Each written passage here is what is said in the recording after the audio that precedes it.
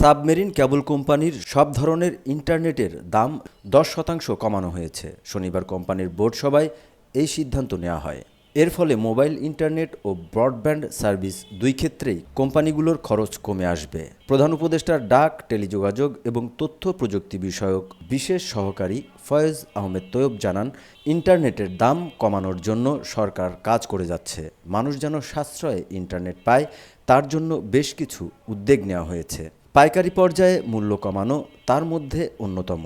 এ সিদ্ধান্তের ফলে ইন্টারনেটের আন্তর্জাতিক গেটওয়ে লেভেলে সব ব্যান্ডউইথের জন্য দাম 10% কমে আসবে। এছাড়া ব্যাকবোন পর্যায়ে মোবাইল কোম্পানিগুলোকে ডিডাব্লিউডিএম সুবিধা দেওয়ার কথা হচ্ছে। এ কারণে ট্রান্সমিশন বাবদ টেলিকম কোম্পানিগুলোর খরচ 39% কমে যাবে। প্রধান উপদেষ্টার এ বিশেষ সহকারী বলেন, ইতিমধ্যে টেলিকম অপারেটরদের সঙ্গে এ বিষয়ে আলোচনা হয়েছে। অপারেটররা ভোক্তা পর্যায়ে ইন্টারনেটের মূল্য 10% পর্যন্ত কমিয়ে আনবেন বলে আশা করা যাচ্ছে। তথ্য প্রযুক্তি বিষয়ক বিশেষ সহকারী ফয়েজ আহমেদ আরও জানান, আগামী বছরের মাঝামাঝি তৃতীয় সাবমেরিন কেবল সিমি উই 6 এর সঙ্গে যুক্ত হবে বাংলাদেশ।